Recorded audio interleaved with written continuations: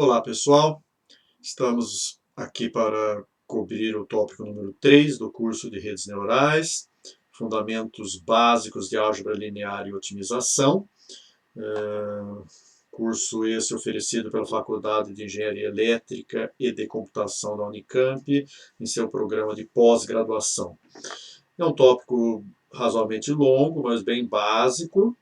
Eu não vou cobrir todos os slides, espero que vocês além de assistir essa videoaula, também leiam esse material, né, antes, durante a videoaula e ou depois dela. Tá? Vamos lá, vamos começar com o conceito de escalar, que é simplesmente uma variável de dimensão 1, né, e a gente vai representá-la através de letras minúsculas do alfabeto romano ou do alfabeto grego, em itálico. Tá? Posso tirar o módulo de um escalar. Né? Se eu organizo, né, faço um arranjo desses escalares, eu obtenho um vetor e, portanto, eu posso acessar os elementos desse vetor a partir de índices. Né? Normalmente, nós vamos trabalhar com vetor coluna, e vetor linha vai ser o vetor transposto. Tá? Um vetor especial é o próprio escalar, que é um vetor de dimensão 1, e também temos outros, que é o vetor com todos os elementos nulos, com todos os elementos iguais a 1, e o vetor com todos os elementos 0 a menos de um deles, que é igual a 1. Tá?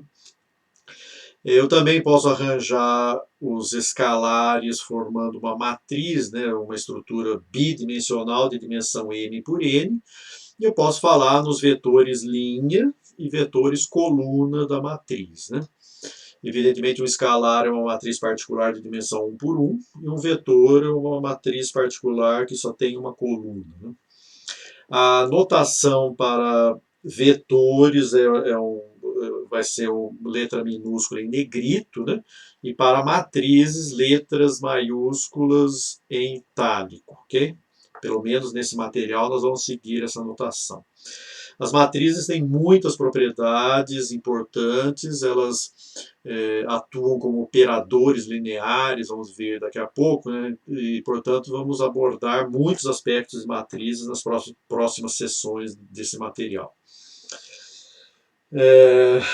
É um conceito muito básico aqui, mas eu gostaria de enfatizar, porque alguns alunos conseguem cometer equívocos na prova, por exemplo, ao não realizar a transposição correta de um produto de matriz. Então, se eu tenho um produto de duas matrizes de dimensões apropriadas aqui, xy, e transponho esse produto, o resultado vai ser y transposto x transposto, por favor. Né?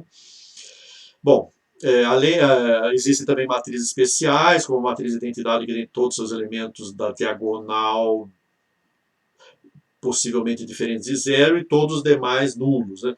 Matriz triangular, a diagonal e uma parte triangular dela tem elementos diferentes de zero, e a outra triangular é nula. Tá? E matriz esparsa é aquela que tem muitos elementos nulos e poucos elementos diferentes de zero. Tá?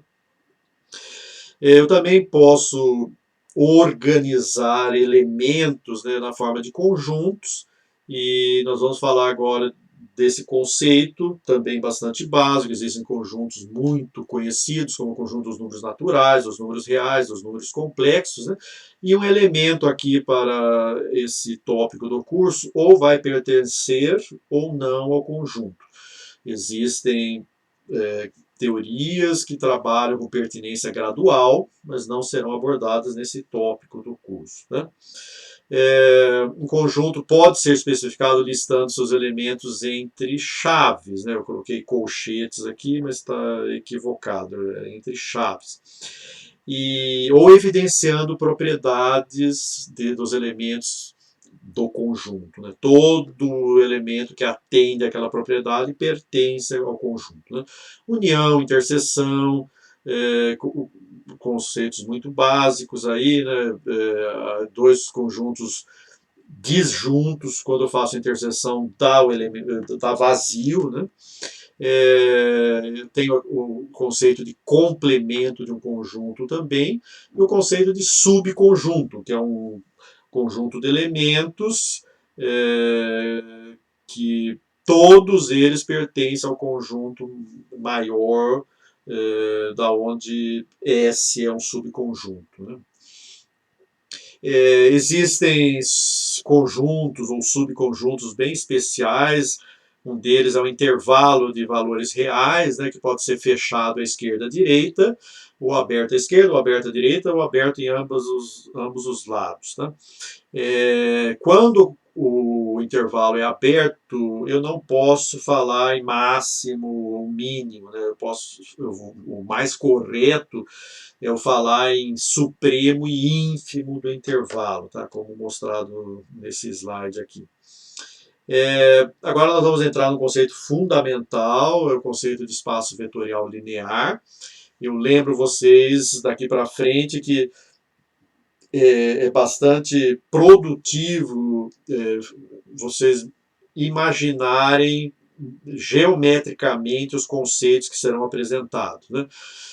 Por exemplo, os elementos de um espaço vetorial são pontos, são os vetores. Né? A gente aprendeu a ver vetor como aquela flechinha que sai da origem e chega no ponto. Aqui, para nós, o vetor é simplesmente o ponto no espaço. Né? E para ser um espaço vetorial linear, tem que ter um campo associado, que eu vou extrair o escalar da multiplicação por escalar aqui, tá? Desse campo, ok? Então, o espaço vetorial tem que atender essas duas propriedades aqui. Se eu somo dois pontos desse espaço, tem que dar um elemento dentro do próprio espaço, né? E se eu faço um produto de um elemento do espaço por um escalar, eu vou obter um elemento do espaço também, né? Existem algumas propriedades básicas de espaço vetorial linear, também bastante conhecida de vocês. Né? Não vou perder tempo com esse slide muito básico aqui. Né?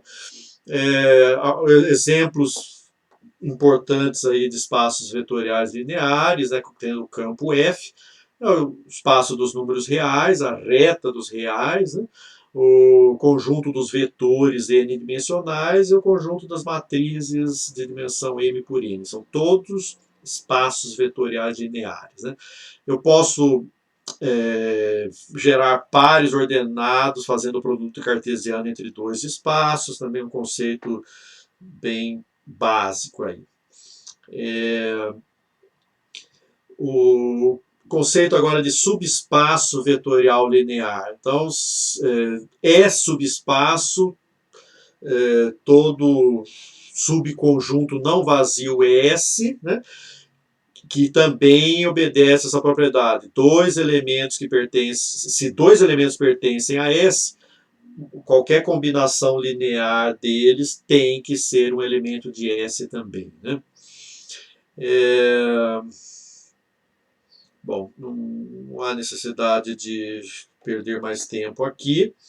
Eu só peço que vocês reparem nessa afirmação, que também tem uma motivação geométrica por trás. Né? Se o subespaço está contido igual ao Rn, tá? Então eu posso afirmar com certeza que S só será um subespaço se ele contém todos os planos formados por quaisquer pares de pontos em S e a origem. Okay? Exemplos de subespaço a própria origem, é um subespaço vetorial linear, né? E o Rn é o subespaço do Cn, que é do conjunto dos vetores com elementos complexos de dimensão n. Né?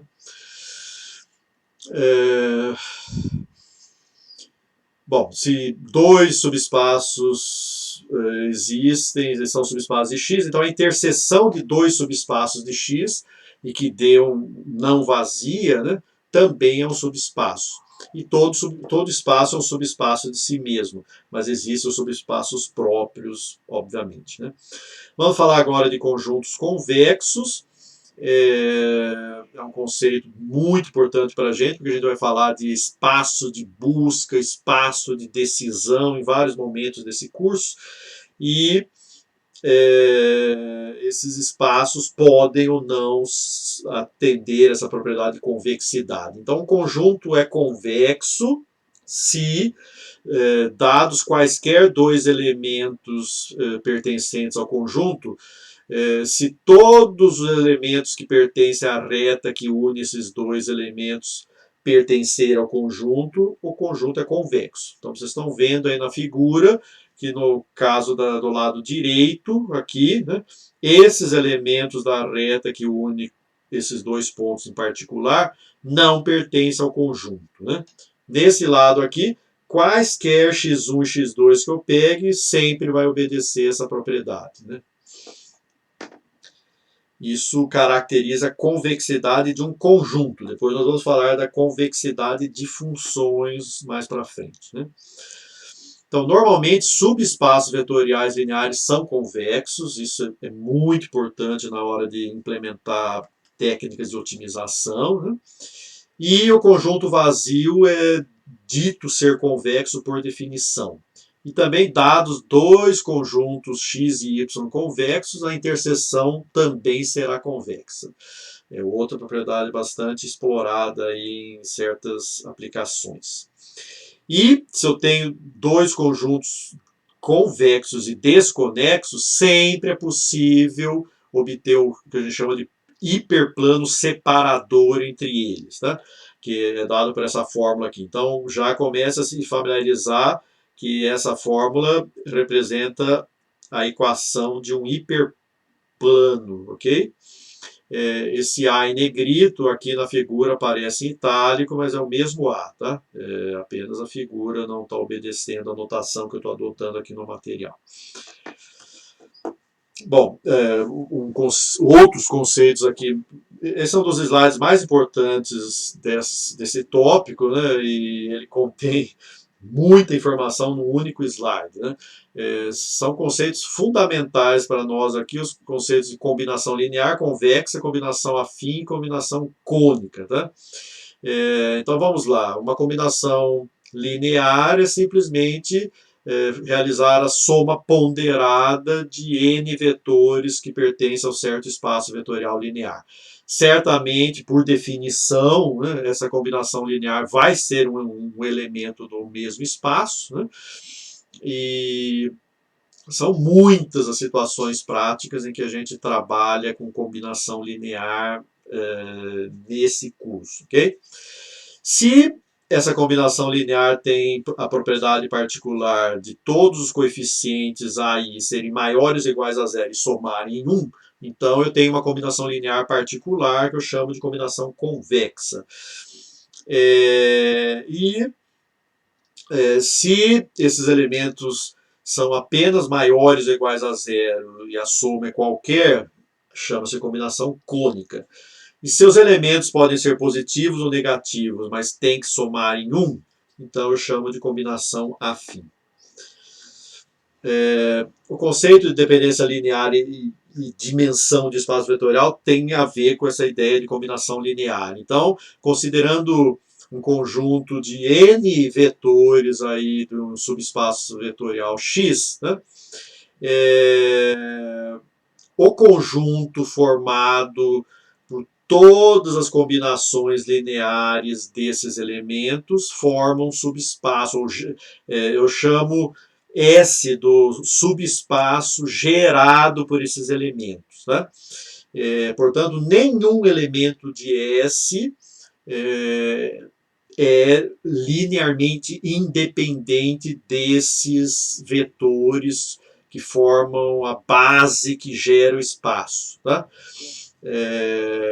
Portanto, a definição de dependência linear é isso. X é um vetor linearmente dependente se ele for gerado por alguma combinação linear dos elementos com os quais eu estou comparando. Né? Por outro lado, se nenhuma combinação linear de x1 até xn puder gerar x, então x é dito linearmente independente, né? Uma outra forma de medir independência linear é fazer isso, né? Forçar essa equação a ser zero e descobrir que todos os coeficientes necessariamente têm que ser nulo para que isso aconteça, né? Essa é uma condição para ter a independência linear. Como já disse, né, um conjunto de vetores linearmente independentes forma uma base para x, se x é um espaço de dimensão n, né? Então, o Rn sempre tem uma base formada por n vetores. Se n é finito, o espaço vetorial é dito ser de dimensão finita. Okay? Toda a base do espaço vetorial é maximal, no sentido de perder a independência com a inserção de qualquer outro vetor, e é também minimal, no sentido de que, tirando qualquer dos vetores, eu não consigo mais gerar o espaço. Tá? O conceito de produto externo nós vamos utilizar aqui em alguns momentos lá na frente, e ele simplesmente representa um produto entre um vetor coluna, né, e um vetor linha, e dá uma matriz.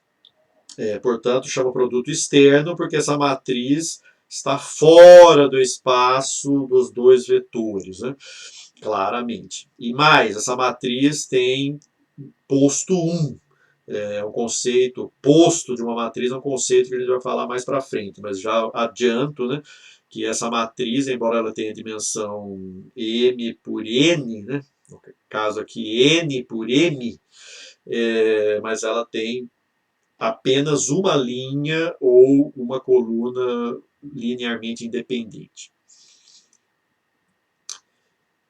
E para aplicar o produto externo, os vetores não precisam ter a mesma dimensão.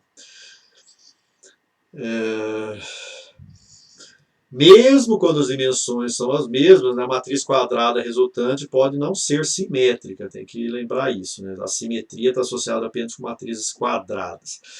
Vou falar mais sobre simetria a seguir. Produto interno é um dos principais temas aqui. Todo produto interno produz um escalar, por isso que chama produto interno, né? Produz um elemento dentro do espaço, né?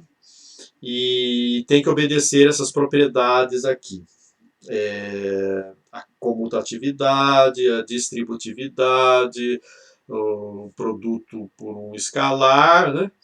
E também essa condição de que o produto interno de um vetor por ele menos dá maior ou igual a zero para todo elemento do espaço e só dá igual a zeros para a origem, né, para o vetor nulo.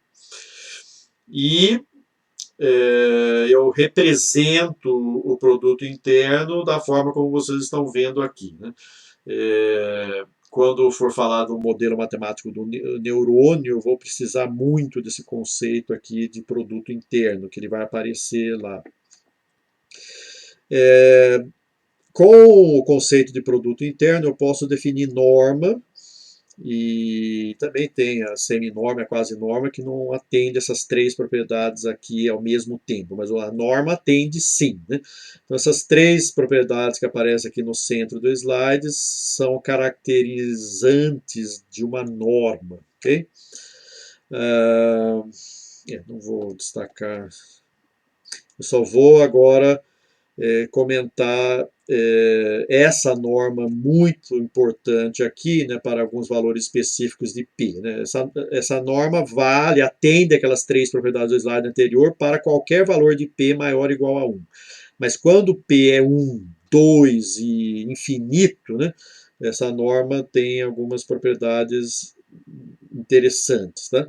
Aqui eu faço até umas relações que dá para deduzir entre essas normas específicas, né, com P igual a 2, P igual a infinito e P igual a 1. Tá? Quando P é igual a 2, eu tenho basicamente a norma euclidiana, ok? E que é a mais famosa de todas as normas, mas outras normas vêm sendo muito utilizadas hoje, particularmente a norma com P igual a 1, né? Que a gente vai ver aqui no próximo slide. A consequência de eu variar P é mudar a relação de distância entre os elementos, portanto, mudar a topologia do espaço. Tá? É o que vocês estão vendo aqui. Todas essas, tanto esse losango aqui como essas outras regiões, são os lugares geométricos de norma igual a 1, tá? Para diferentes valores de P. Então, vocês estão vendo que conforme eu vario P, a relação de distância no espaço vetorial muda. Né? Então, se eu mudo a norma, quando eu estou realizando uma otimização, né, eu estou mudando a relação de vizinhança entre os pontos e possivelmente também mudando a solução ótima do problema. Né? Aqui eu vejo um slide parecido com o anterior, mas agora essa região aqui é o lugar geométrico dos pontos com norma menor ou igual a 1. Quando P é igual a 1, quando P é igual a 2, que é a norma euclidiana, e quando P é igual a infinito. Tá? A norma infinito aqui, o H infinito que a gente fala, né? Ela toma, na verdade, o módulo do máximo elemento do vetor. A norma euclidiana todos já conhecem, e a norma 1 é a somatória do módulo dos elementos do vetor. Essa norma aqui é muito utilizada, por exemplo, quando em aprendizado de máquina a gente fala sobre o conceito de laço. Nós vamos comentar sobre isso mais adiante. É uma das técnicas de regularização que usa essa norma. E os resultados vão ser bem diferentes usando essa norma aqui, quando comparado ao uso dessa outra norma. Né? Vamos agora para o conceito de ângulo entre dois vetores. Também é muito utilizado aí para, por exemplo, fazer matching de textos na internet, né? Os buscadores, pelo menos numa época, eles usaram muito o cosseno de ângulo para é necessário converter os textos em vetores, né, e calcular o ângulo entre eles e o cosseno do ângulo. Né? Evidentemente que vetores com ângulos mais próximos de zero são mais colineares entre si. E vetores que formam 90 graus não têm nenhuma relação entre si, o cosseno dá zero. Né? E aí vem o conceito de ortogonalidade entre vetores. Aí, se os vetores têm norma 1, eu posso falar de ortonormalidade. E a ortogonalidade pode ser definida simplesmente fazendo o produto interno entre os dois vetores. Se ele der igual a zero, significa que x é perpendicular a y. Forma um ângulo de 90 graus entre os dois, independente da dimensão desses dois vetores. Bom, espaços ortogonais, né? Eu posso ter um elemento ortogonal a um espaço ou um espaço ortogonal a outro espaço. Então, aqui as definições. Né? Um elemento ortogonal a um espaço se ele é ortogonal a todos os elementos do espaço. E mesma coisa aqui, se dois espaços são ortogonais, é porque qualquer e todo vetor de x é ortogonal a qualquer e todo vetor de y. Tá? Mais um conceito aqui que dá para trabalhar bastante com motivação geométrica, né? O conceito de projeção de um vetor em uma determinada direção. Então, eu tenho um vetor aqui e tem um outro vetor nessa que não é colinear com ele. Né? Então, a projeção deste vetor na direção do outro vai dar isso, ou seja, é a sombra desse vetor na direção desse outro. Tá? Tem uma parte que eu posso projetar ortogonalmente, produzindo isso, e tem essa parte que é a projeção do vetor na direção desse daqui. Tá? Veja que produto interno, como vocês estão observando aqui, é um conceito importante para projeção de um vetor. Tá? Como vocês estão vendo, vamos supor que a norma de y seria igual a 1, então a projeção de um vetor x na direção de y é simplesmente o produto interno entre eles. É um conceito muito relevante. Bom, se eu tenho vetores linearmente independentes, né, eles não formam um ângulo de 90 graus entre si, né, eu posso gerar vetores ortonormais a partir deles, né, usando o que a gente chama de processo de ortogonalização de Grant-Schmidt. Como que funciona isso? Né?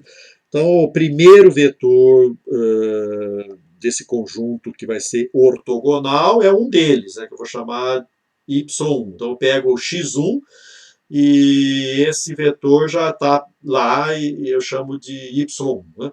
A partir de y2, né, eu tenho que pegar o x2 e subtrair dele a projeção dele na direção dos vetores que já estão lá. Nesse momento, apenas y1. Tá? Então é isso que aparece recursivamente nessa fórmula aqui. Então para o y3, eu vou pegar o x3 e tirar a projeção do x3 na direção de y1 e y2. Okay? E ao fazer isso, tirando tudo que eu projeto na direção dos outros vetores, só sobra a parte ortogonal, e com isso eu consigo ortogonalizar os vetores. Né? Aí eu aplico a normalização e obtenho vetores ortonormais. Okay? Existem outros processos de ortonormalização que não recorrem a essa técnica aqui, mas essa técnica tem uma motivação geométrica bem fácil de capturar. Né? Bom, vamos mudar bastante agora, né? Parar um pouquinho de falar de vetores e entrar mais no trato de matrizes e depois de funções. Né? A matriz pode ser vista como uma função linear, a gente vai ver daqui a pouquinho, né? Mas existem, obviamente, outras funções. E aqui a gente vai chamar de funcional, porque nós estamos bastante interessados em funções que mapeiam em um escalar. Né? Uma função objetivo de um problema de otimização, por exemplo, é um funcional. Ele pode ter uma entrada de várias dimensões mapeando numa única dimensão. Tá? Isso que se chama funcional. Né? Bom, sejam x e y espaços vetoriais lineares, e seja D um subconjunto de X. Então, a regra que associa cada elemento de D a um elemento de Y é chamada de transformação de X para Y. É o que eu venho falando nas aulas anteriores de mapeamento. Né? Então, aqui, de novo, ó, a motivação geométrica. Né? Você vai pegar uma transformação, ela vai pegar um ponto no espaço vetorial e mapear para um outro ponto de um outro espaço vetorial. Né? Isso a gente vai chamar de transformação. Se esse mapeamento for linear, ele pode ser representado por uma matriz e ele vai ser chamado de transformação linear ou de operação linear. Tá?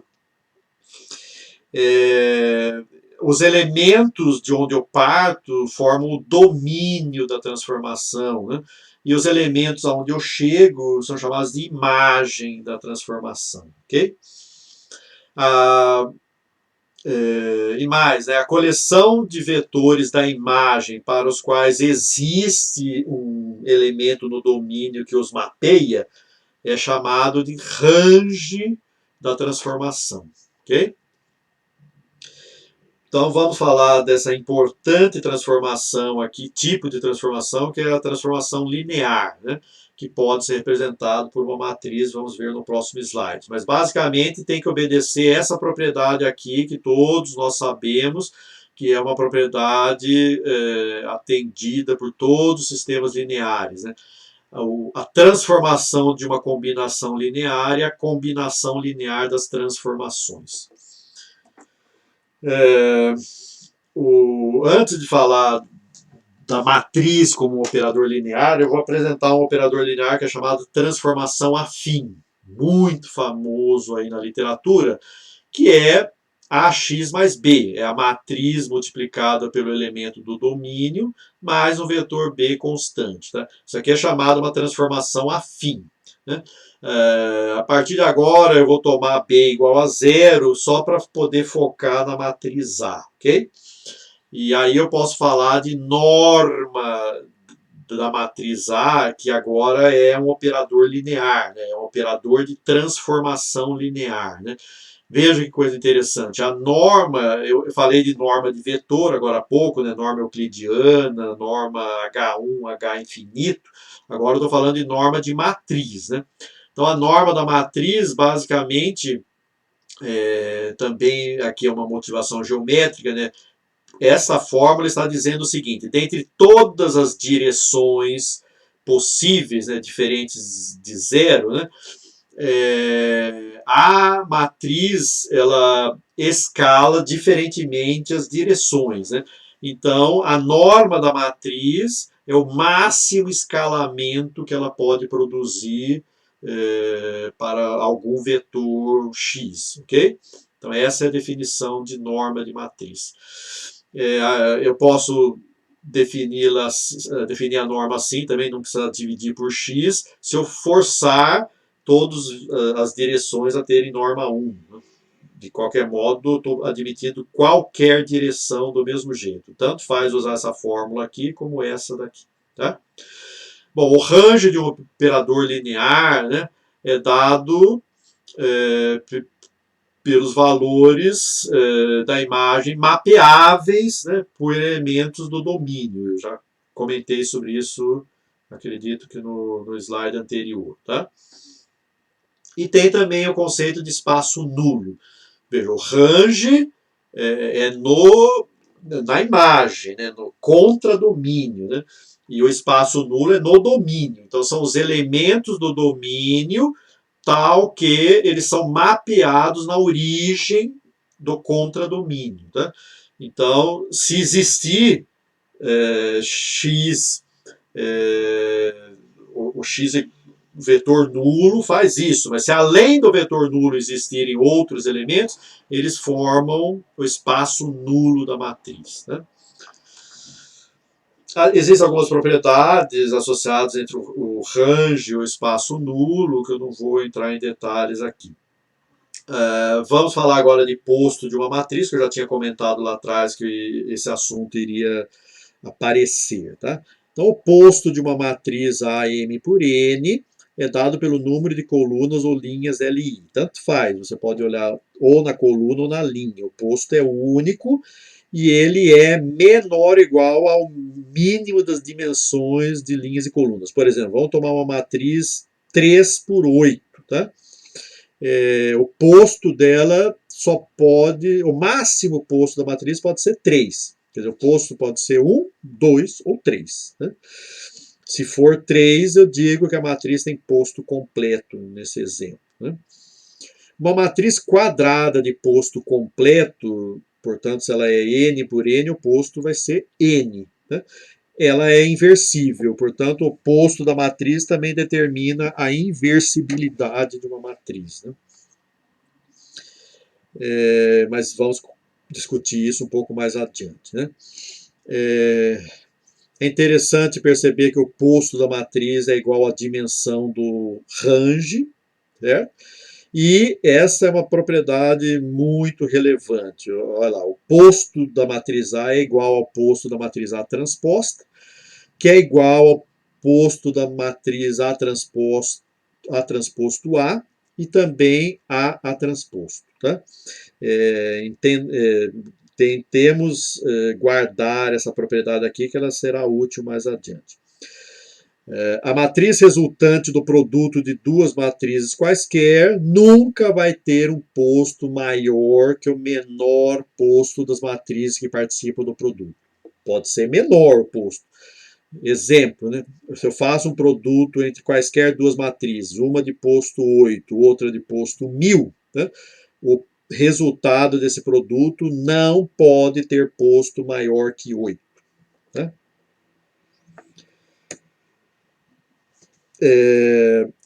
Essa sessão aqui não tinha antes, há uns anos atrás, agora eu inseri de tanto que eu falava em aula e agora eu formalizei textualmente. Né? Então, quando se multiplica um vetor por um escalar não nulo, né, a direção do vetor não se altera, sendo que apenas seu módulo é passivo de alteração. Né? Então, se eu pego um vetor e multiplico por 5, por exemplo, eu expando a norma do vetor, mas a direção dele continua a mesma. Tá? Então, um escalar não tem poder de rotacionar um vetor. Como o nome está dizendo, ele só tem poder de escalar o vetor, de alterar sua norma, tá? Expandindo ou contraindo o vetor. Por outro lado, né, quando eu multiplico um vetor por uma matriz, depende da matriz também, obviamente, mas eu posso não só comprimir ou expandir o vetor, como também rotacionar o vetor, ok?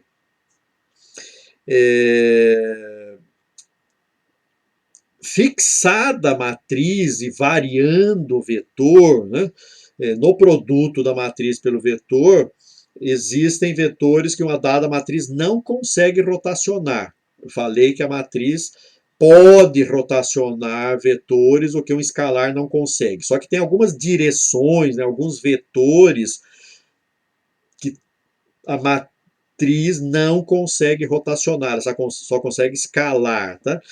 E esses vetores são chamados autovetores da matriz, e o escalamento que a matriz produz para eles são chamados autovalores. Vamos voltar a falar desse importante conceito lá na frente. Né? Tudo aqui é importante, vocês estão vendo eu sempre falar é importante, importante, importante. Né? Evidentemente, já passei o recado. Né? Tudo que está aqui tem um valor importante em outras partes do curso. Permitindo que a matriz seja retangular, ou seja, não seja quadrada, né, há duas interpretações importantes para o produto entre uma matriz e um vetor, né, acerca do vetor resultante. Então, o que é o vetor resultante do produto de uma matriz por um certo vetor? Né?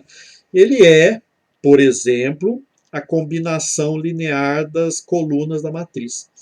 Então, o resultado do produto de A por X é uma combinação linear das colunas da matriz. Consequência disso, o resultado desse produto pertence ao espaço gerado pelas colunas da matriz. Conceito muito relevante. E também eu posso trabalhar com as linhas. Né? Então, o vetor resultante tem como elementos esses produtos internos que vocês estão vendo aqui. Vamos lá.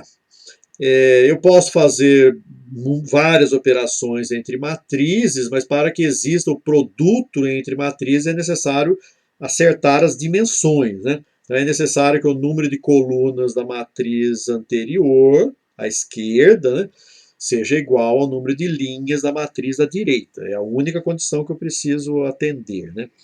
A soma só pode ocorrer entre matrizes de mesma dimensão, a não ser bom, não tem a não ser, só pode. Tá?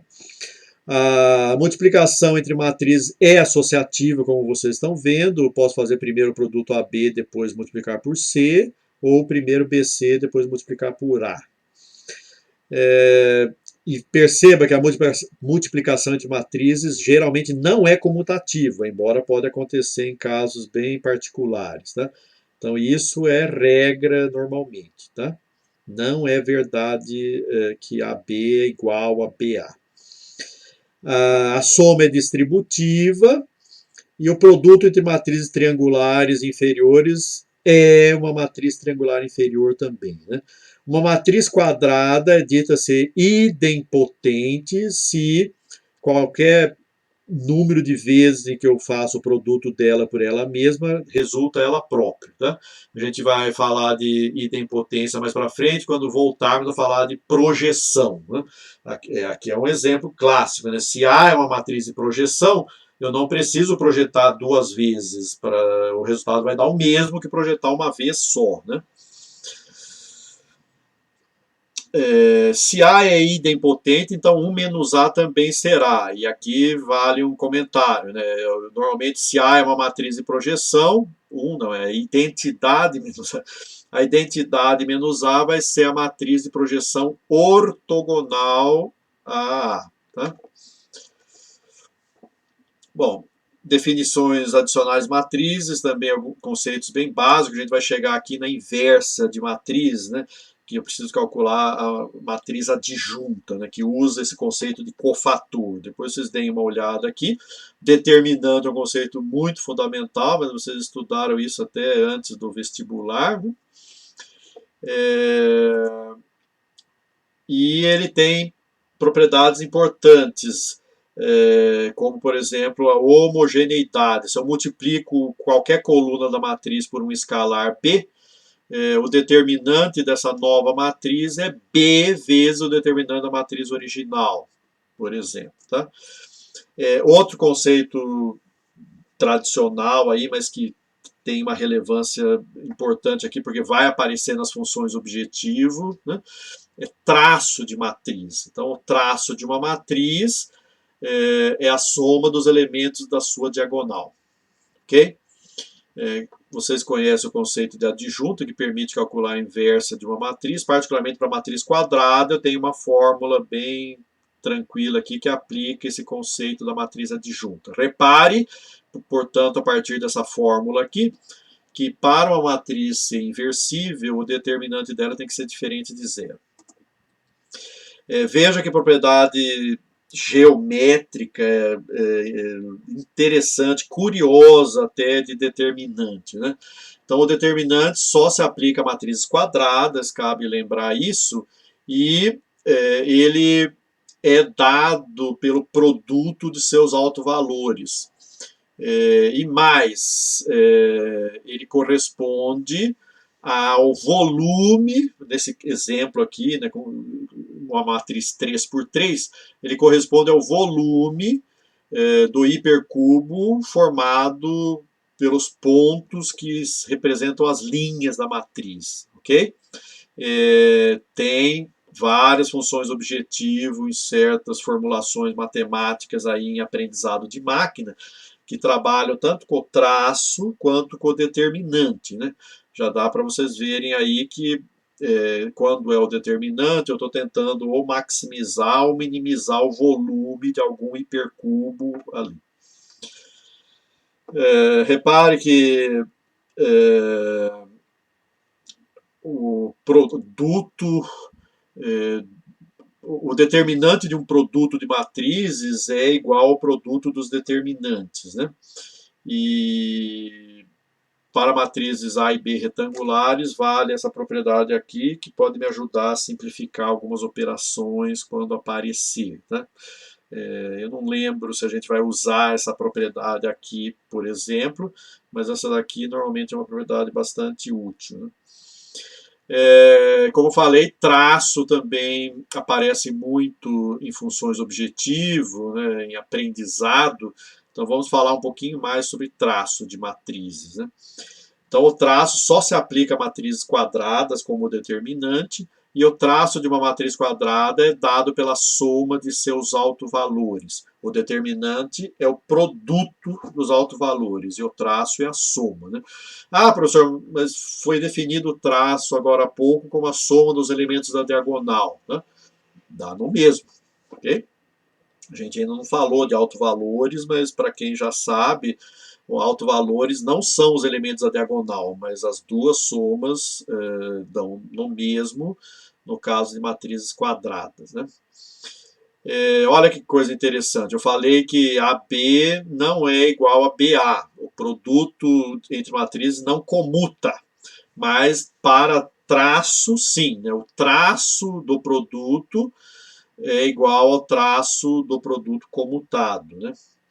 E isso vale sim. E tem outras propriedades bastante interessantes de traço. Vale também para esse que a gente chama de propriedade cíclica aí, né, que está ilustrado já na fórmula anterior. Mas veja, quando eu derivo o traço em relação ao elemento A e J da matriz A, tá? Vai dar BJI. É uma propriedade, dá para provar isso, eu não estou demonstrando aqui. Né? E eu posso também generalizar para isso aqui. Né? Se eu tenho numa função objetivo o traço de um produto de matriz e tenho que derivar em relação a uma matriz, eu vou obter B transposto. Tá? Aqui são outras propriedades de traço, de diferenciação, né? Isso aqui é cálculo matricial, dá para deduzir todas essas fórmulas aqui. Lembra que eu estou derivando em relação a uma matriz, né? Mas eu não estou apresentando essas derivações aqui. Se a gente for usar porventura essas fórmulas aqui, elas serão fornecidas para vocês. É importante saber usar. Conceito de matrizes singulares é muito importante porque muitas vezes eu vou precisar inverter matrizes. Matrizes singulares não têm inverso, né? Até porque o determinante é igual a zero. Ok? Então, para que eu possa inverter uma matriz, ela tem que ser não singular. E, portanto, a dimensão do espaço nulo tem que ser igual a zero. Só tem um ponto no espaço nulo da matriz, que é a origem. Bom, chegamos finalmente no conceito de autovalores e autovetores, que eu já comentei ali atrás, né? O autovetor é uma direção que a matriz não consegue mudar. E o autovalor é a escala que a matriz produz nessa direção. Então é um par, autovalor, autovetor. Essa fórmula mostra isso claramente, né? Lambda é um escalar. Então, quando eu faço produto de A por X, e se X é um autovetor, eu não consigo mudar a direção dele, eu só posso escalar. Ok? E a gente encontra os autovetores e os autovalores resolvendo esse sistema linear aqui. Ok? Para esse sistema ter soluções diferentes do vetor nulo, esse determinante tem que ser igual a zero. Eu forço esse determinante a ser igual a zero para ter múltiplas soluções, né? Que está aqui.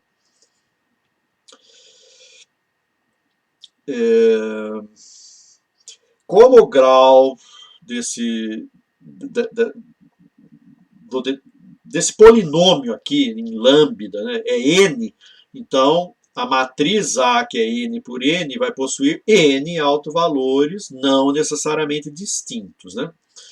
E o traço de uma matriz de dimensão n por n é a soma de seus autovalores, como já dito, assim como o determinante é o produto deles. O posto de uma matriz simétrica é igual ao número de autovalores não nulos. Cabe lembrar vocês aqui, pela primeira vez, né, que matrizes simétricas só têm autovalores reais, enquanto matrizes não simétricas, os autovalores podem ser complexos, né? Podem ser nulos, podem ser negativos, positivos, mas podem ser complexos também. Mas no caso de matrizes simétricas, os autovalores são todos reais, isso é muito bom e vai ser explorado algebricamente mais adiante, né? Exemplo, a matriz hessiana, que é uma matriz que contém as informações de segunda ordem, de derivada de segunda ordem, né? Necessariamente é uma matriz simétrica, e essa propriedade se aplica a ela. Também se aplica propriedade de matrizes simétricas para formas quadráticas, né? Então, essa fórmula aqui, y transposto a y para um y qualquer, né, é chamada forma quadrática se a matriz A for simétrica. Tá? Então, entendamos, é muito utilizado e também em função objetivo essa formulação aqui. Porque ela gera problemas convexos quando a matriz A é definida positiva, que é um conceito que a gente vai falar a seguir também. Eu não me contenho e acabo antecipando alguns conceitos.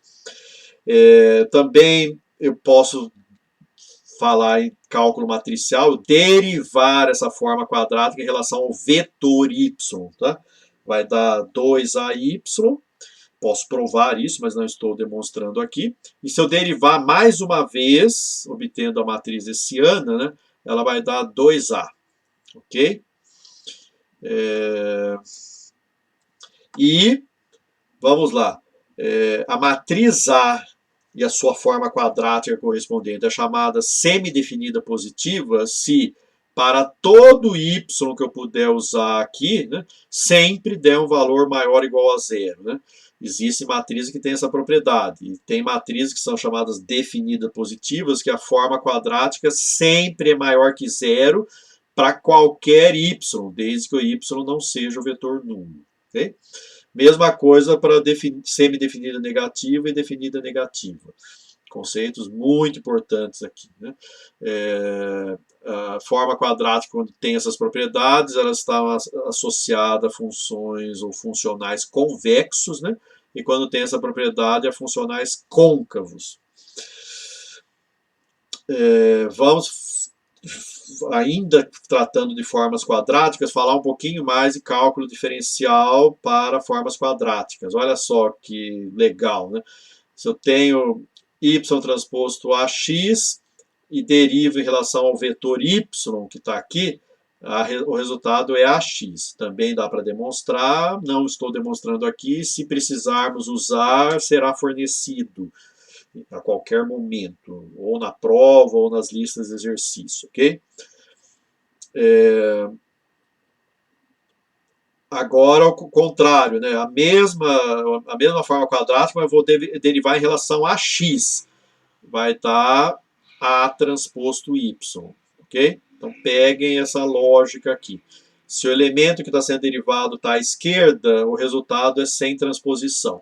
Se o elemento que está sendo derivado está à direita, o resultado é a transposta do que sobrou aqui, né? A transposto y. Sendo a matriz simétrica, né? Bom, não sendo ela simétrica, a derivada tem que se aplicar ao x da esquerda e ao x da direita, vai dar esse resultado aqui. Se a matriz for simétrica, vai dar 2ax, como a gente já viu no slide anterior. Né? Nós vamos usar muito isso aqui, inclusive já usamos aí no EFC1, mesmo que indiretamente. Eu deduzi as fórmulas para vocês, vocês não precisaram aplicar isso, ok? Mas já aparece, esses conceitos já aparecem lá. Vamos falar um pouquinho de norma ponderada agora, uma em particular chamada de distância de Mahalanobis. Né? O que é uma norma ponderada? É uma forma quadrática, como vocês estão vendo aqui. Né? Se aqui for a matriz de identidade, eu tenho a norma euclidiana, espero que todo mundo enxergue isso. Né? E se for uma matriz diagonal, por exemplo, significa que eu estou ponderando cada erro desses dois vetores aqui, da diferença entre esses dois vetores, né? Cada elemento da diferença entre os dois vetores de forma diferente. Tá? E a distância de Mahalanobis faz o seguinte, ela calcula a matriz de covariância e pondera cada diferença da composição do resultado aqui, da diferença, ela pondera cada diferença inversamente proporcional à variância. Faz todo sentido, né? Uma diferença pode ser grande, mas se ela tiver uma variância alta, ela não pode pesar muito. Por outro lado, uma diferença, mesmo que pequena, se tiver uma variância baixa, eu confio mais nessa diferença e, portanto, ela vai ser ponderada mais, ok? Já tratei bastante com o conceito de matrizes simétricas, mas vamos voltar a ele aqui, porque eu tenho que falar da positividade de matrizes e da associação disso com autovalores. Né? Então, a matriz assimétrica será igual à sua transposta. E, dada uma matriz cujos elementos são complexos, né? Ela é hermitiana se a matriz é igual ao transposto do conjugado. Tá? Eu já disse isso ali atrás e aqui eu estou escrevendo literalmente. Tá? Matrizes simétricas só admitem autovalores reais.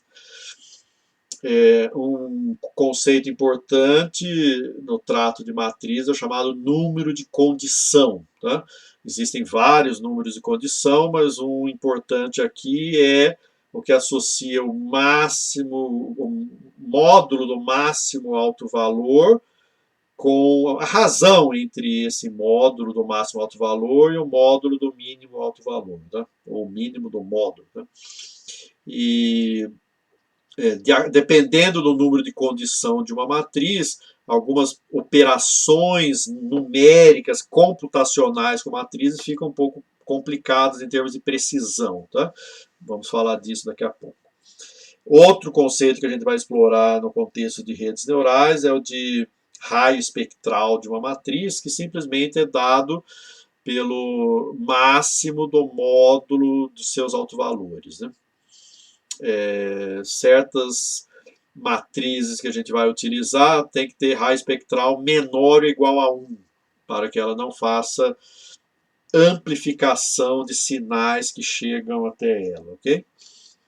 Ela só vai atenuar sinal, isso é importante.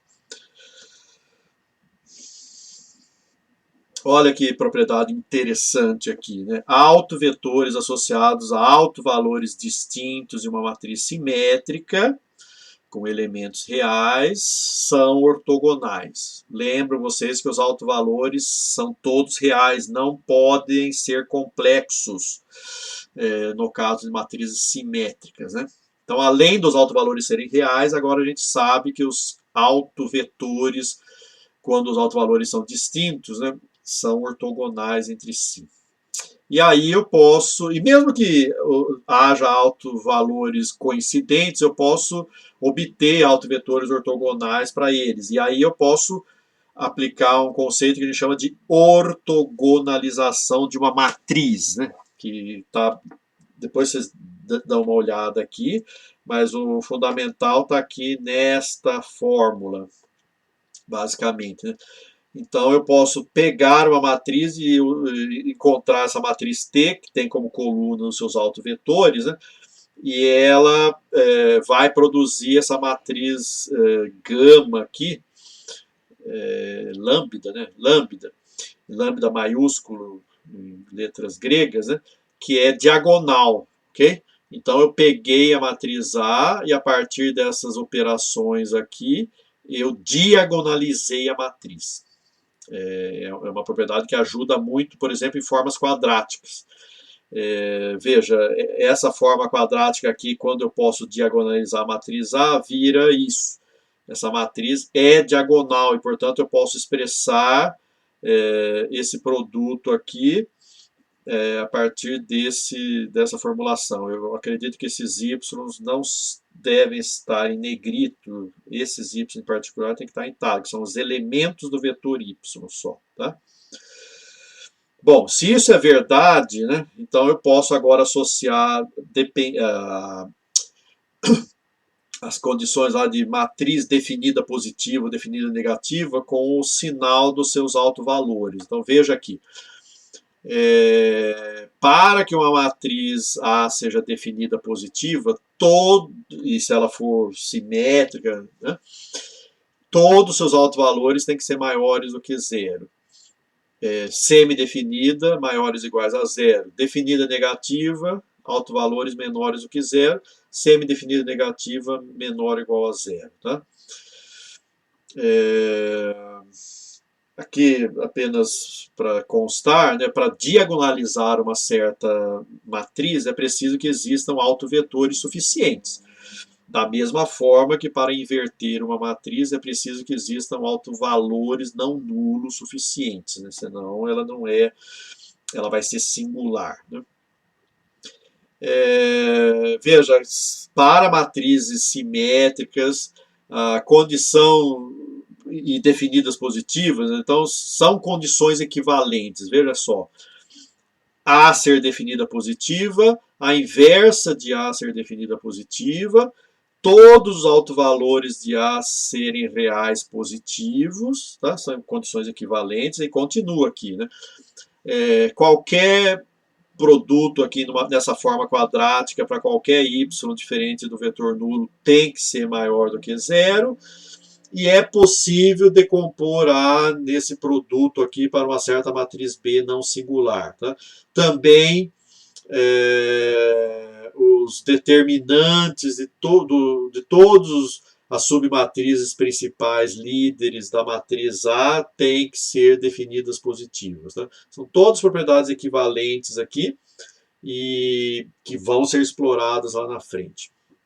Veja, se ocorrer, nesse caso de matrizes simétricas aí, né, dos autovalores serem terem altos valores positivos e negativos na mesma matriz, eu digo que ela é uma matriz indefinida, ou seja, ela não é nem definida positiva nem definida negativa. Okay? Veja que interessante aqui. Dado que esses daqui são os autovalores de uma matriz simétrica, portanto são todos valores reais, então esta matriz formada pela matriz original somando alfa à sua diagonal, é isso que vocês estão vendo aqui, eu estou somando alfa à diagonal da matriz, né? Essa matriz terá como autovalores, né? Todos os autovalores originais somados a alfa. Ok? Sendo assim, se eu tenho uma matriz indefinida, por exemplo, eu posso pegar o autovalor mais negativo e somar, ou subtrair, né, a diagonal da matriz, somando um epsilon, né, para positivar a matriz, né, se é que existe esse verbo positivar, né. E mesma coisa para negativar uma matriz, né? Se ela é indefinida, eu posso jogar todos os seus autovalores para valores negativos, subtraindo um certo valor suficientemente alto, em módulo, né, na diagonal dessa matriz. E eu vou usar isso em otimização para poder aplicar certos passos minimizantes ou maximizantes lá. Eu preciso realizar essas operações de positivação ou negativação de matrizes. Né? Aqui também tem algumas propriedades associadas a produtos matrizes que a gente pode explorar lá na frente. Eu não estou demonstrando aqui. E se a gente for usar, mais uma vez, essas propriedades serão apresentadas para vocês. Né? Vamos finalmente falar da inversa de uma matriz. Nós já sabemos que para a matriz ter inversa, primeiro, ela tem que ser uma matriz quadrada e ela tem que ser não singular. E por definição, uma matriz é inversa se fazer o produto de A por ela, seja a direita ou a esquerda, dá a matriz identidade. Ok? E a notação para essa matriz M, que é a inversa da matriz A, está aqui. A elevado a menos 1 é a matriz inversa de A. Ok? Já apresentei essa condição aqui. Né? Olha propriedades importantes de matriz inversa. A transposta da inversa é igual à inversa da transposta. A inversa do produto de duas matrizes é o produto das inversas, mas comutado, tá? O B antes do A, ok?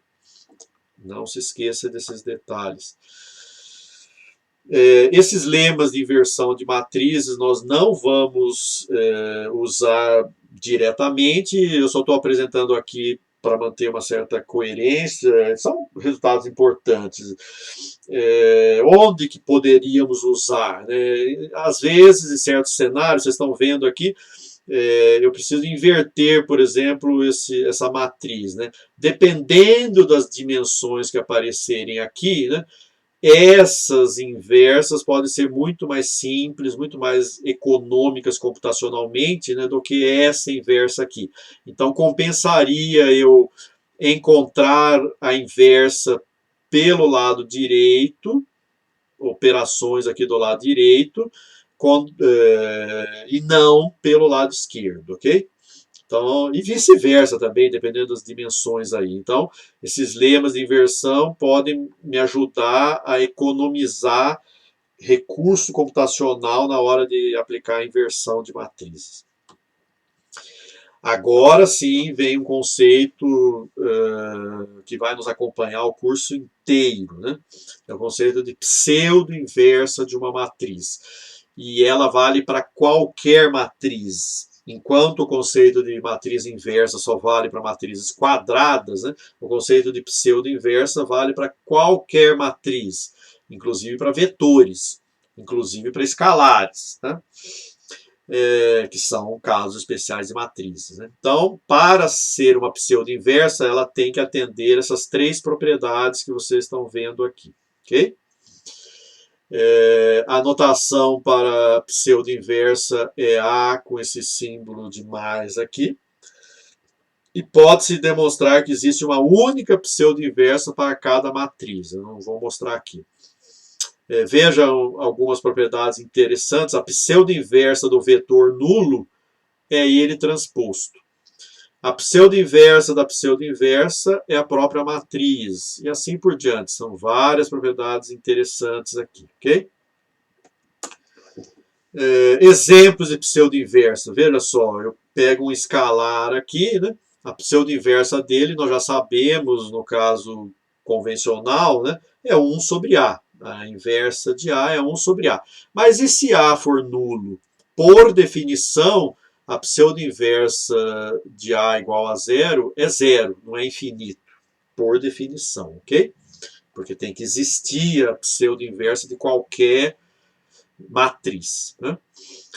Veja, a pseudo-inversa de um vetor. Olha que interessante. Se o vetor não for o vetor nulo, a pseudo-inversa de um vetor A é A transposto sobre A transposto A.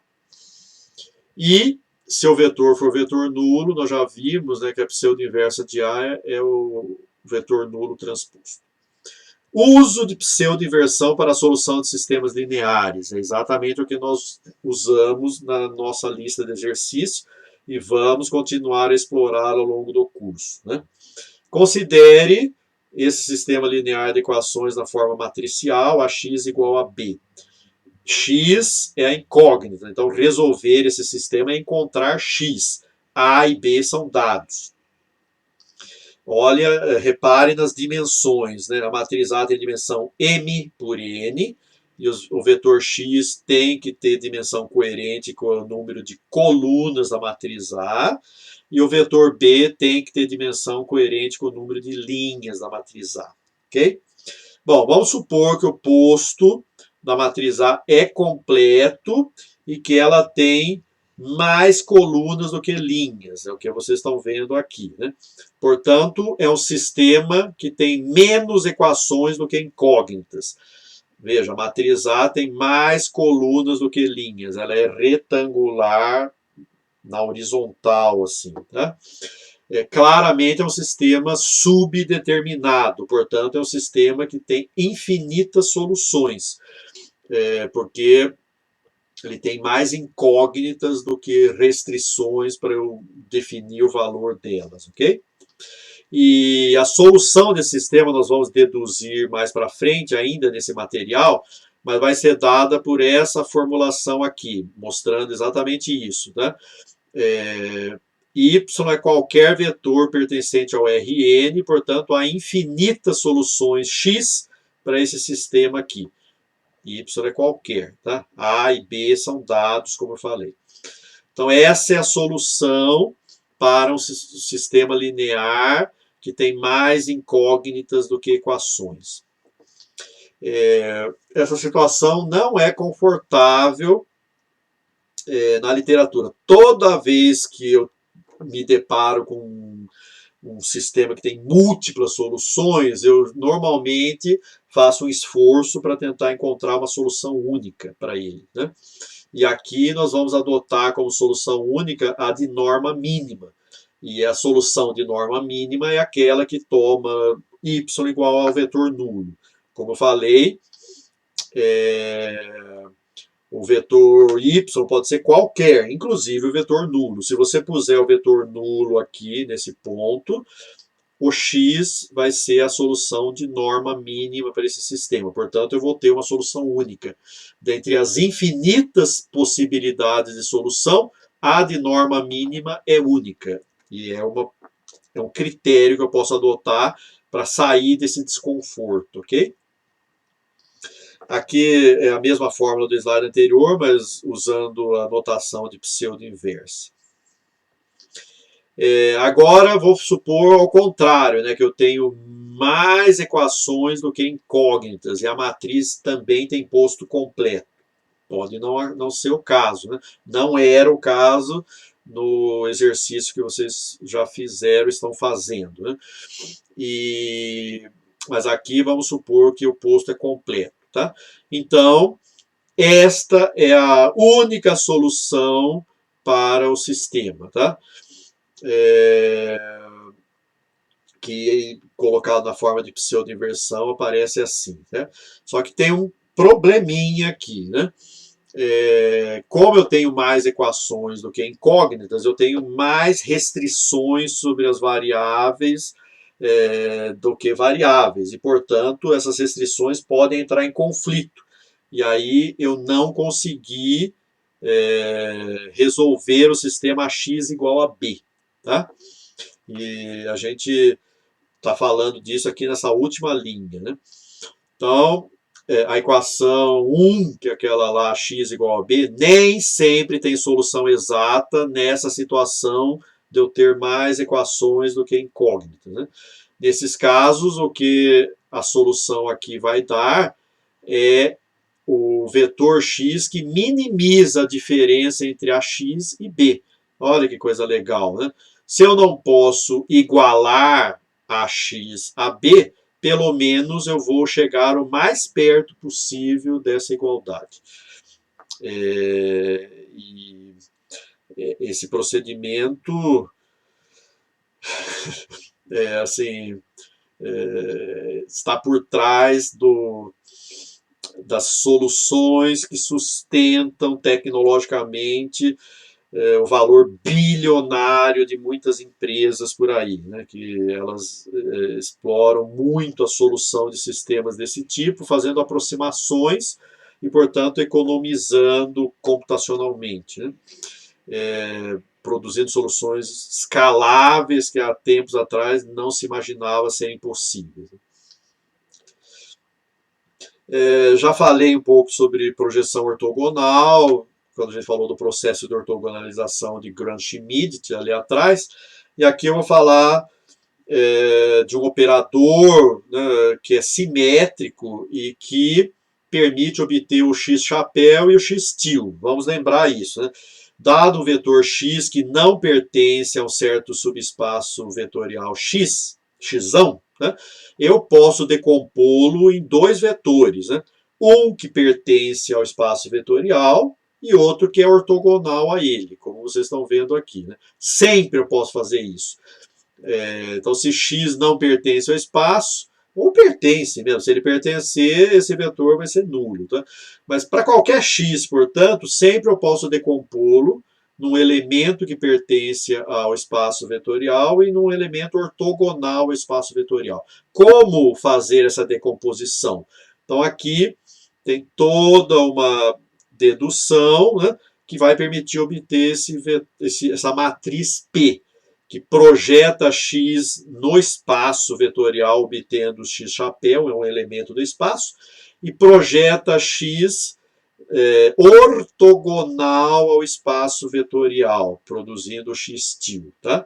Eu peço que vocês acompanhem aqui a dedução.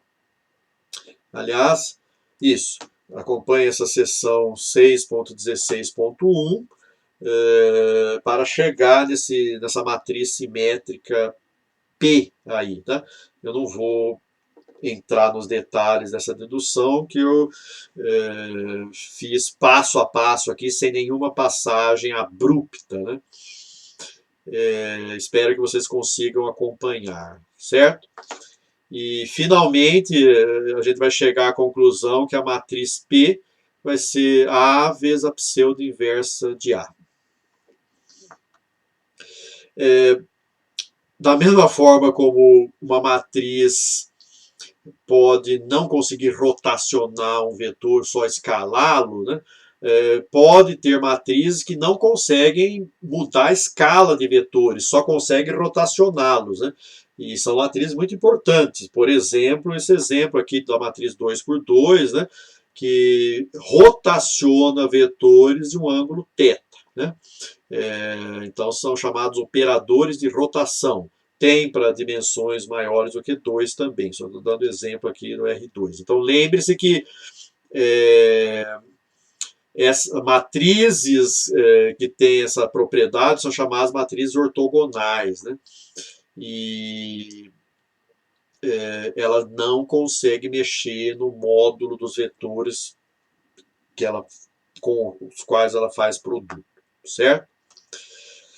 Bom, vamos falar agora de decomposição em valores singulares, é um conceito parecido com alto valor, né? A gente vai ver daqui a pouquinho que para matrizes simétricas, os valores singulares, na verdade, são os módulos dos autovalores, ok? Mas é importante alertar vocês que a decomposição em valores singulares vale para qualquer matriz, inclusive matrizes retangulares, certo? E eu posso usar essa decomposição em valores singulares para resolver sistemas lineares, formas quadráticas também, fica bem simplificado. Inverter matriz, eu posso inverter matriz usando esse conceito, tá? Então eu peço que vocês leiam aqui, está bem descrito em bastante detalhes, tá? Não vou conseguir entrar em todos os detalhes aqui. Mas veja, eu vou acabar chegando nessa formulação aqui, certo? Então, essa matriz sigma vai conter em sua diagonal os valores singulares da matriz A, e essas matrizes U e V têm algumas propriedades interessantes que foram colocadas anteriormente. Se eu conseguir obter essa decomposição aqui, eu posso facilmente calcular a pseudo-inversa da matriz A usando essa fórmula aqui, tá? Então veja, aqui eu estou sintetizando isso para quando eu tenho mais colunas do que linhas e mais linhas do que colunas, né? Mas normalmente não é por decomposição em valores singulares que eu vou, computacionalmente, não são as formulações mais interessantes para obter pseudo-inversa ou inversa de matrizes, né? Mas que fique aqui, eu estou falando isso aqui, né? Em termos computacionais, no entanto, as decomposições de Cholesky e a decomposição QR são mais indicadas, ok? Mas tem a possibilidade também de usar decomposição em valores singulares. Vamos falar um pouquinho de funções agora, que são as chamadas transformações contínuas. Já estou caminhando para a reta final do material, já não sem tempo, né?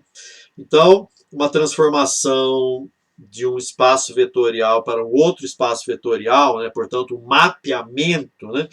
É um mapeamento contínuo se para qualquer intervalo arbitrário no domínio, né, menor que delta, aliás, eu sempre consigo encontrar um intervalo maior do que zero no domínio para qualquer, por mais pequeno, por mais arbitrário que seja a variação no contradomínio, tá? Essa é a definição de continuidade. De fato, uma função que tem essa quebra aqui não é contínua, porque eu não consigo, por mais que eu reduza o intervalo no x, tá?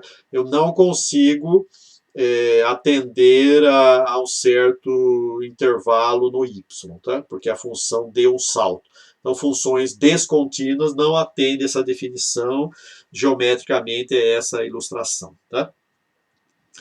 E outra, para uma função ser contínua ou para uma transformação ser contínua, ela precisa ser contínua para todos os pontos. A gente pode falar em funções contínuas por partes, por exemplo, né? Funcional, já defini, já antecipei esse conceito para vocês, né? O funcional é uma transformação que pega de um espaço de uma dimensão arbitrária e mapeia para um escalar. Portanto, critério de desempenho de qualquer problema, né? É um funcional, porque eu vou mapear num índice de performance, que é um escalar. Tá? Por isso que é tão importante falar de funcional. E mais ainda de funcional convexo. O funcional convexo é aquele que obedece à propriedade de transformação obedece a essa combinação convexa aqui. Para um alfa entre 0 e 1, né, se eu aplico o funcional a uma combinação convexa de x1 e x2, o resultado é sempre menor ou igual que a combinação convexa das funções. Né? A motivação geométrica está bem evidente no próximo slide, mostrando que se uma função é convexa, a reta que une quaisquer de seus dois pontos está sempre acima da função. Essa é a definição de função convexa. Tá? Caso a função seja diferenciável, eu tenho essa outra formulação possível aqui, né? Mostrando essa aqui é a equação de uma reta, de um hiperplano, na verdade, né? Que aqui aparece como uma reta, porque a dimensão é 1. Né? Então, esse é o hiperplano que suporta a função. Se a função for convexa, a função tem sempre valores maiores ou iguais que o hiperplano, como vocês estão vendo aqui. A função que está mais aqui, que essa curva mais grossa, né, tem sempre valores maiores ou iguais que o hiperplano, que nesse caso é apenas uma reta, certo? E mais, eu posso falar então que essa aproximação de primeira ordem da função é um limitante inferior global, né? Sempre a função vai ser maior do que ele. Então, ele é um limitante inferior. Se a função for convexa, sempre existe esse limitante para qualquer ponto que eu esteja. Tá? Repara aqui também que a aproximação de primeira ordem, já aproveitando o gancho, né, ela é muito boa no entorno do ponto em que eu linearizei, certo? E ela vai perdendo qualidade conforme eu me afasto de x. Então, eu obtive esse hiperplano aqui no ponto x. Bem no entorno de x, essa aproximação de primeira ordem é muito boa. Tá? É isso que sustenta as técnicas de gradiente para treinamento de redes neurais, tá? Redes neurais profundas ou não. É o fato de que a aproximação de primeira ordem é muito boa no entorno do ponto onde eu estou. Ok? Já falei isso daqui. Aqui só um comentário, né? Funcionais convexos são muito procurados porque eles ajudam muito a simplificar a tarefa computacional de otimização, né? Quando eu tenho funcionais que são convexos. Né? E esse livro aqui e todos os demais livros que Stephen Boyd publicou a seguir, né, são marcos na área de otimização convexa. Né? Ele não só formulou vários problemas convexos alternativos extremamente importantes, como apresentou toolbox, né, com solução, solvers para todos eles. Tem aulas extremamente didáticas aí disponíveis na internet, escrevendo. Então foi a partir da contribuição do grupo aqui do Boyd, o salto de qualidade que a humanidade conseguiu, né, para resolver problemas de otimização que tem a propriedade de convexidade, né, foi muito grande. Veja só, hoje a gente tem, a partir dessas contribuições, né, a gente tem disponibilidade de técnicas de solução escaláveis para milhões de variáveis às vezes, né, eficientes, ou seja, que interagem pouco e progridem muito rapidamente para o ótimo, né? E confiáveis, no sentido talvez até numérico, né? Ou seja, não vai acontecer de eu pôr para otimizar e o problema o computador der um problema de overflow, por exemplo, né? Ou de imprecisão numérica. Né? Então, são 3 adjetivos muito fortes aqui e nós estamos sentindo hoje os efeitos dessas técnicas disponíveis a partir, particularmente, da contribuição do Boyd. Tá? E além das funções convexas, tem também as funções que a gente chama de biconvexas, que podem ser, pode acontecer da gente se defrontar com problemas que são biconvexos. Né? Aí o que eu faço? eu fixo uma das variáveis e eu tenho, ao otimizar a outra, eu tenho um problema convexo. E fico alternando entre as variáveis, é o que está dito aqui, né? Maiores detalhes para problemas biconvexos, consulta essa outra referência aqui, por favor. Eu preciso caminhar para concluir o material e não vou demorar muito. Tá? Aqui estão alguns exemplos de funções convexas. É interessante vocês conseguirem olhar para a função e já perceber se ela é ou não convexa. Né? Aqui, essa formulação tem muito a ver com critério de cross-entropy, que a gente vai usar para treinar redes neurais, principalmente para problemas de classificação. Né? Essa formulação é meio esquisita e é surpreendente que seja uma fórmula convexa, tá? Mas ela é muito importante em transformação de variáveis para problemas que a gente chama de programação geométrica. Tá? É uma área dentro da linha de otimização que tem chamado a atenção ultimamente, ok? O funcional afim, que a gente já definiu há um tempo atrás aqui no material, é ao mesmo tempo convexo e côncavo, né? Porque é um hiperplano, ok? O hiperplano é convexo porque atende na igualdade aquelas condições. E esse funcional quadrático vai ser convexo se a matriz A for definida positiva. Essa fórmula vai nos acompanhar bastante em muitos problemas aí, tá? E também uma combinação cônica, onde os coeficientes da combinação são todos maiores ou iguais a zero, né? Uma combinação cônica de funcionais convexos é sempre um funcional convexo, saibam disso. Mínimos locais. Quando o meu funcional não é convexo, ou dito de outra forma, se ele for convexo, ele vai ter um único mínimo global. Tá? Não sendo convexo, ele vai ter múltiplos mínimos. Um deles vai ser o global, ou um subconjunto deles, ou todos, não sei, mas pode ter mínimos locais de pior qualidade. Tá? É o que está ilustrado nessa figura aqui. Os dois atendem à condição de mínimo, que é o seguinte, né? Se eu estou nesse ponto x01, se eu me mover para a esquerda ou para a direita, eu estou piorando o critério. Tá? Então tem uma vizinhança no entorno do ponto onde eu pioro a função. Portanto, eu estou no mínimo local. Vale para qualquer mínimo local em qualquer dimensão. Né? É o que está ilustrado nessa formulação matemática aqui. Tá? Nesse cenário, supondo que esse é o espaço restrito aqui, né, esse seria o mínimo global, esse o mínimo local. Mas os dois são mínimos locais, certamente. Tá? Só que um deles, além de ser local, é global. Podemos aproximar, a gente já viu a aproximação de primeira ordem, isso aqui é a equação de um hiperplano, quando eu me restringo apenas a essa expansão de série de Taylor até primeira ordem, tá? Isso aqui é a equação de um hiperplano, que a gente já viu aqui, né? Seria, sei lá, A transposto X mais B, tá?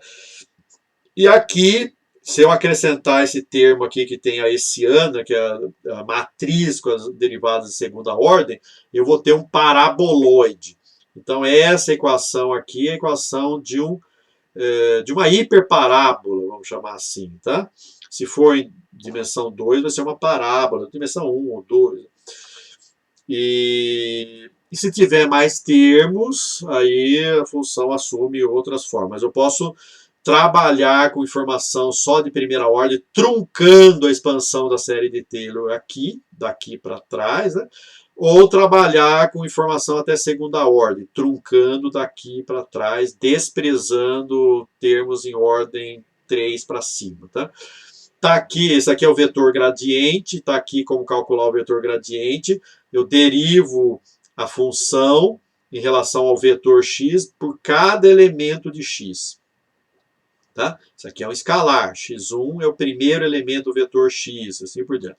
Lembro vocês que o gradiente é calculado num ponto específico, tá? Assim como a matriz hessiana.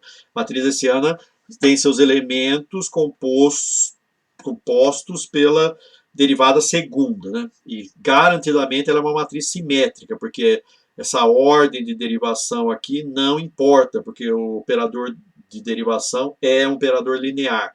Então, derivar primeiro em relação a x1, depois x2, dá na mesma que derivar primeiro em relação a x2, depois x1, ok? Essa matriz, portanto, é simétrica, os autovalores dela são reais, e os autovalores distintos dela têm autovetores ortogonais. Vocês se lembram dessas propriedades que eu comentei há pouco, tá? Usando esses conceitos de gradiente hessiano, a gente pode trabalhar em qualquer dimensão, aí, com qualquer função, né? Qualquer funcional, aqui eu estou falando de funcionais, né, que mapeiam no R, né? Trabalhando com as condições chamadas condições necessárias e suficientes de otimalidade. Também já exploramos isso no nosso exercício computacional lá. Então, vamos lá. Dado um funcional, e supondo que ele tem derivada até segunda ordem, né, quando essa notação aqui indica que ele é diferenciável até segunda ordem, né, conjunto das funções que têm derivadas contínuas até segunda ordem. Né. Se x asterisco é um mínimo local de f de x, então necessariamente, né, o gradiente se anula nesse ponto. Nós já sabemos disso, né, os extremos, quem fez curso de cálculo, basicamente, né, os extremos de uma função têm gradiente nulo. Né? A questão é o seguinte, ele é mínimo ou máximo? Né? Ele é um extremo, por enquanto, eu não disse se é mínimo ou máximo. Tá? Então vamos demonstrar por absurdo. Né? Como vocês já viram, para ser mínimo local, qualquer variação no entorno piora o critério, dá um F maior. Né? No entanto, por absurdo, né, se eu supor aqui, se eu fizer a suposição de que o gradiente não é nulo, né, partir dessa hipótese, né, eu vou chegar num absurdo, né, porque é mínimo local, mas supondo que o gradiente não é nulo, né, eu posso perturbar o mínimo local nessa direção aqui, menos o gradiente com certo passo. Tá? Aplicando isso aqui, eu vou obter um valor que, se o gradiente for não nulo, tá? Eu vou obter um valor que é menor do que f de x asterisco. Ou seja, eu vou obter um f de x que é menor que f de x asterisco, contrariando a condição de que f de x asterisco é um mínimo local. Tá? Portanto, eu cheguei num absurdo e, portanto, não pode, essa condição não pode acontecer no mínimo local. No mínimo local, necessariamente o gradiente é nulo. Caso não seja, não é um mínimo local. Agora tem a condição suficiente de otimalidade. Né? Como eu falei, o gradiente se anula, eu tenho um extremo da função, que pode ser um mínimo ou um máximo. Tá? Então, se o gradiente é nulo e a matriz se o gradiente é nulo e a matriz hessiana é definida positiva, então o x asterisco que atende essa condição é garantidamente um mínimo local. Essas duas condições juntas são necessárias e suficientes. Aqui tem a demonstração, tá? Depois vocês confiram aqui, qualquer dúvida podem entrar em contato, mas eu não vou, já estou me estendendo demais aqui, ok? Conclusão, então, né?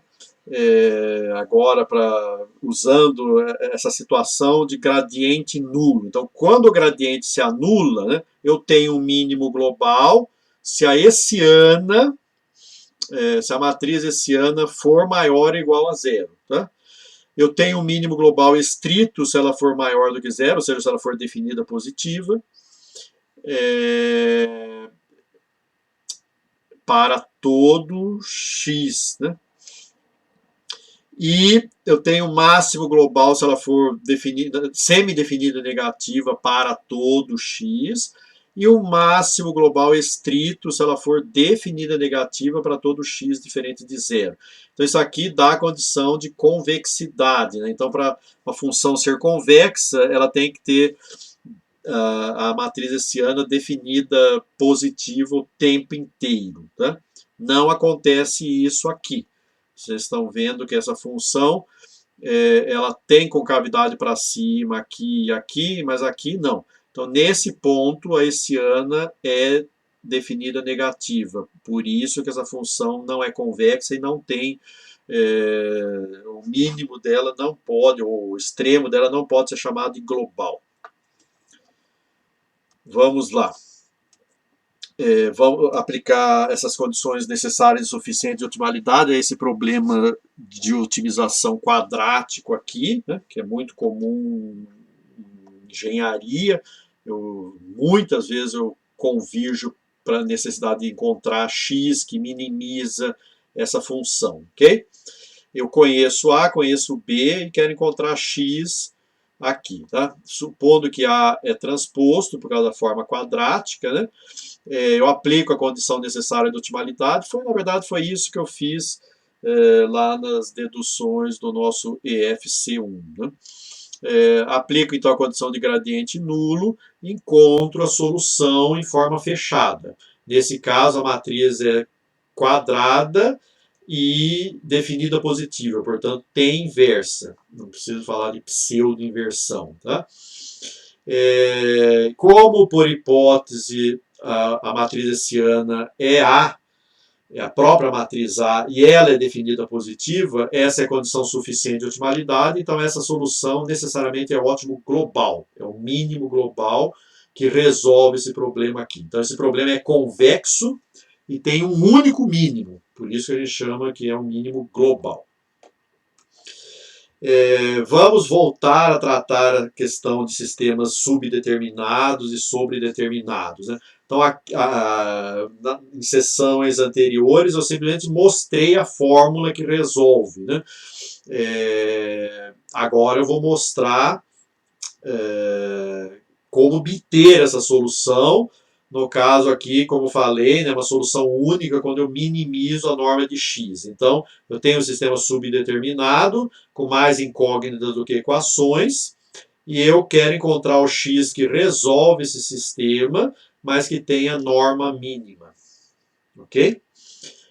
Aplicando, aqui como tem uma restrição, eu recorro a um conceito que eu não vou detalhar aqui, mas é o chamado lagrangiano, né? Isso aqui a gente vê em cursos de otimização. Basicamente, eu ponho aqui a restrição, vira uma penalidade, né? E isso aqui são chamados os coeficientes de Lagrange, mas eu não vou entrar no detalhe aqui. O importante é, chegando nessa fórmula aqui, basta aplicar as condições necessárias de otimalidade, derivando em relação a x e a lambda, tá? Como feito aqui. Trabalhando com essas equações, eu vou obter essa solução aqui que eu já tinha apresentado, né, que é a solução de norma mínima. Tá? Para obter as infinitas soluções, eu tenho que encontrar uma matriz de projeção para o espaço nulo de A, depois vocês acompanham aqui, e eu vou chegar àquela formulação que eu já tinha apresentado, que resolve o sistema subdeterminado a partir de infinitas soluções. Para y igual a zero, é a solução de norma mínima. Okay? Vamos falar agora dos sistemas mais comuns da literatura, que são os sobredeterminados, que a gente sabe que podem não ter solução, mas se eu não encontro a solução da igualdade, pelo menos eu minimizo a diferença entre esse vetor e esse vetor aqui. Tá? É isso que eu vou fazer aqui. Então, nem sempre eu consigo a solução da igualdade, mas pelo menos eu posso minimizar a diferença euclidiana entre esse vetor e esse. Esse é o chamado problema de quadrados mínimos. Eu elevo ao quadrado e minimizo, portanto, obtenho quadrados minimizados. Muita gente fala mínimos quadrados, tá? pode parecer apenas um detalhe de notação, mas se for seguir o próprio inglês, que fala least square, né, que o adjetivo lá vem antes do substantivo, né, a tradução literal é quadrados mínimos, e também a tradução ou a denominação mais correta é quadrados mínimos, porque primeiro eu elevo ao quadrado, depois eu minimizo, obtendo quadrados mínimos. Né? Se eu primeiro minimizasse e depois elevasse ao quadrado, eu teria mínimos quadrados. Né? Essa dedução aparece lá no roteiro do IFC1, agora basta vocês acompanharem aqui. Eu já apresentei as fórmulas lá para calcular as derivadas de todos esses termos em relação a x. Tá? Veja, esse termo desaparece porque ele não depende de x. E esses termos aqui, os dois ao derivar em relação a x, vai dar A transposto B. Okay? Esses dois vai dar menos A transposto B. Por isso que aparece aqui menos 2 A transposto B. Igual a zero, porque é a condição necessária de otimalidade. E chego nessa formulação aqui. Como essa matriz tem posto completo, que é uma condição de partida ali, né?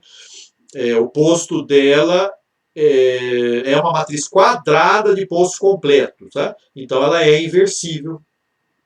E por isso que eu posso multiplicar por A transposto A menos 1 dos dois lados e obter a solução única, que minimiza essa diferença aqui.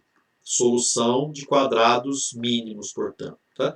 É isso que vocês aplicaram lá na lista de exercícios, com o detalhe de incluir um termo de regularização aqui, e a gente vai falar disso mais para frente. Né?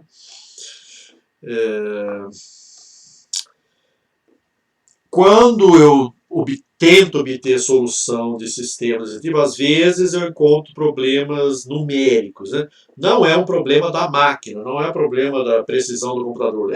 No fundo porque a gente sabe que o computador só trabalha com uma precisão finita. Tá?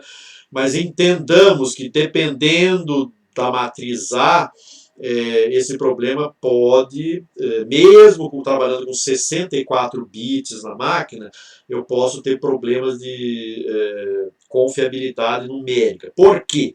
Porque a gente deduzindo aqui, depois vocês acompanham, eu estou usando aqui o conceito lá de norma de matrizes, tá? Eu vou chegar a essa situação aqui, né? O que eu quero responder aqui? Vamos lá. O que se quer responder é quanto que uma variação incremental em B afeta X. Vocês concordam que se eu fizer um arredondamento, alguma coisa aqui no vetor B, quanto que ele vai impactar em X? Certo? Eu posso mostrar isso aqui. Está aqui. Ó. Dado um certo arredondamento em B, o arredondamento, ou a variação que vai ser produzida na solução é limitada pelo produto do número de condição da matriz A vezes essa condição. Então isso aqui pode ser muito pequeno, tá? Mas se o número de condição da matriz A for, por exemplo, 10 a mais 17, esse valor muito pequeno aqui começa a ganhar corpo, tá? E, portanto, a confiabilidade que eu vou ter na solução começa a cair. Por isso que ao resolver certos sistemas lineares em computador, sistemas desse tipo, você até obtém a solução X, mas o sistema vai apresentar um aviso para você, tipo, matriz com número de condição ruim, tá? Portanto, não confie tanto na solução X produzida. Dependendo do cenário, a solução X pode não significar nada mesmo. Tá? Veja que situação complicada que a gente pode viver. Então, o número de condição é um valor muito importante, principalmente quando a matriz A está associada a sistemas lineares. Mas não é a única forma que eu calculei aqui o número de condição, e ele pode valer, inclusive, para matrizes não quadradas. Aqui eu estou usando só para matriz quadrada, estou supondo isso, tá? Acho que é isso que eu estou falando aqui. Não, vamos tomar M igual a N no estudo a seguir, ok? Finalmente, o último tópico que eu queria abordar aqui com vocês, eu já estou quase completando 2 horas de aula, né, de vídeo, né? São chamados problemas de otimização restritos, né? É, essa é a formulação geral para eles. Eu tenho aqui essa é uma formulação bem genérica, tá? Eu tenho aqui uma certa função objetivo, restrições de desigualdade e restrições de igualdade, ok? As restrições de desigualdade vão normalmente formar o que a gente chama de um politopo, quando for uma região fechada. A gente vai ter uma figura a seguir, tá? E essas restrições de igualdade aqui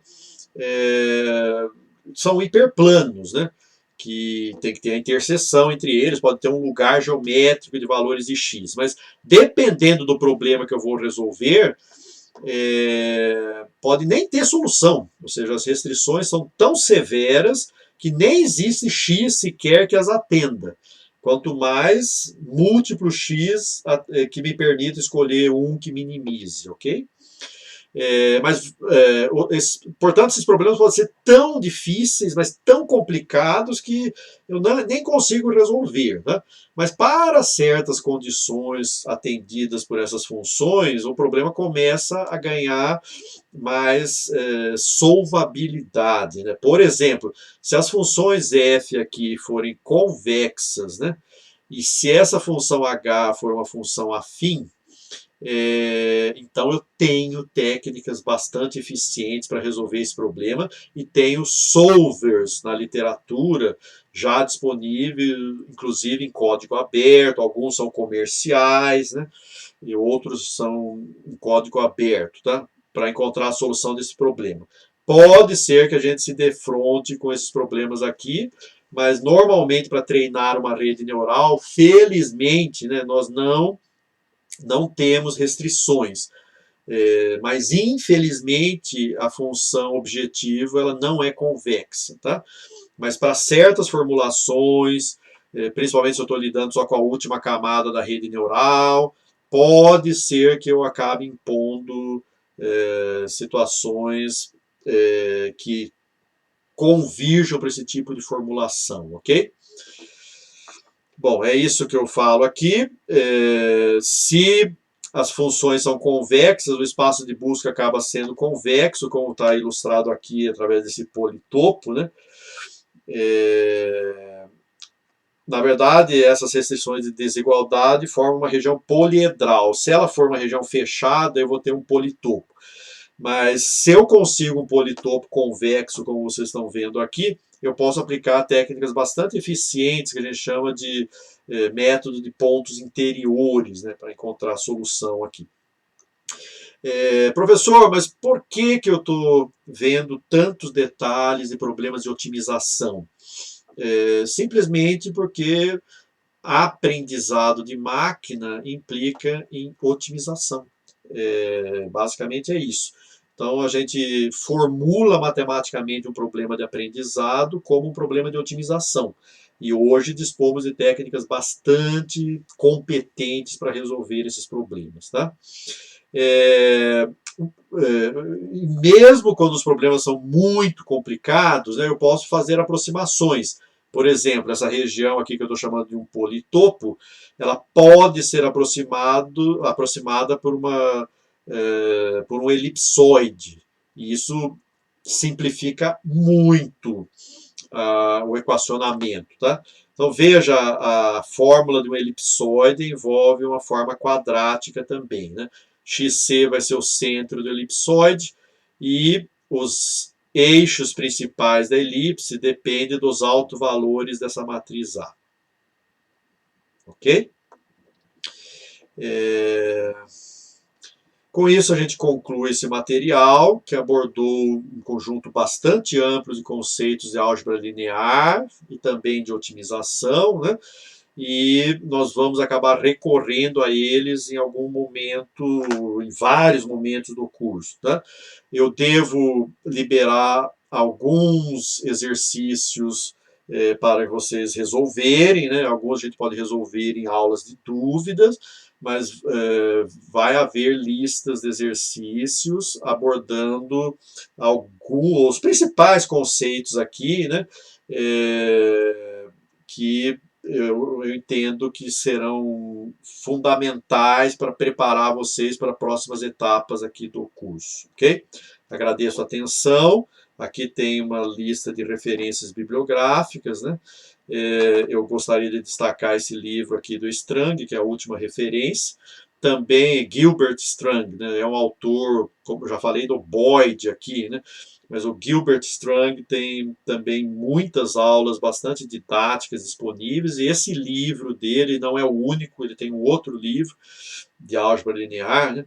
Extremamente didático, é um livro. Inclusive, eu me baseei bastante nele para obter certos resultados aqui, tá?